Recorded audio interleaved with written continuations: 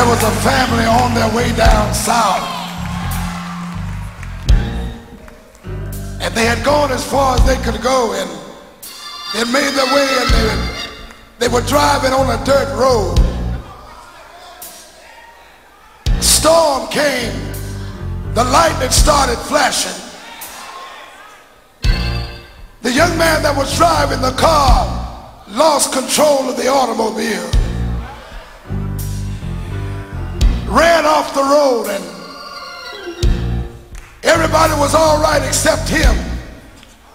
They got out of the car, and just across the dirt road was a white house.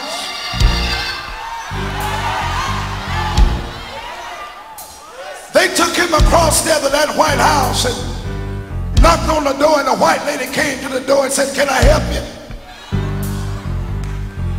They said, "Ma'am, if you just let us, our brother just got in an accident. We want to just come in and make a telephone call. We want to call the doctor." They walked in, and daughter got on the phone, and the phone kept ringing, and there was no answer. Finally, somebody picked up the phone and said, "I'm sorry, but the doctor's not here. He's out on his rounds."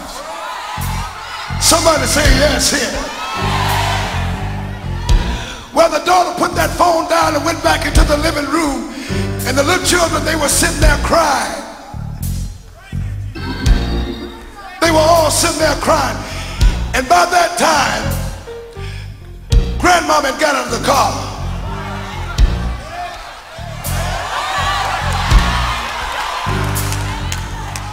She made her way across that dirt road, and she walked up to it and just opened up the screen door, and she peeped in and she said, "How's my son doing?" And they told her, said, "Mama, we tried to call the doctor, but he was out on his rounds." She said, "Child, let me come in." She walked in and she looked at that white lady. She said, "Ma'am, do you have a closet?"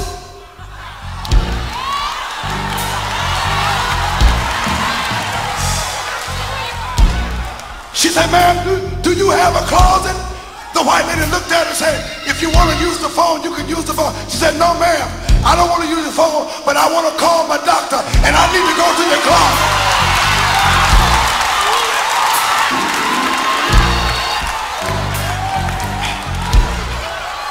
Wait a minute. She made her way to that closet, and there was just enough room for her to get in there. She walked in that closet. The children were walking behind her. She walked in that closet, and she closed the door, and before she talked to the Lord, she said this: "Come on. Come on in my room. Hear my dog and the right side on my street. He give me all my medicine in a room. Tell my teacher I can come on in my room. Tell my teacher I come on in my room. Jesus is my dog and the right side on my street. He give me all my medicine in my room. After that, come on in the room. Tell my pastor, I say, come on in the room. Oh, Jesus is my dog and the right side of my street.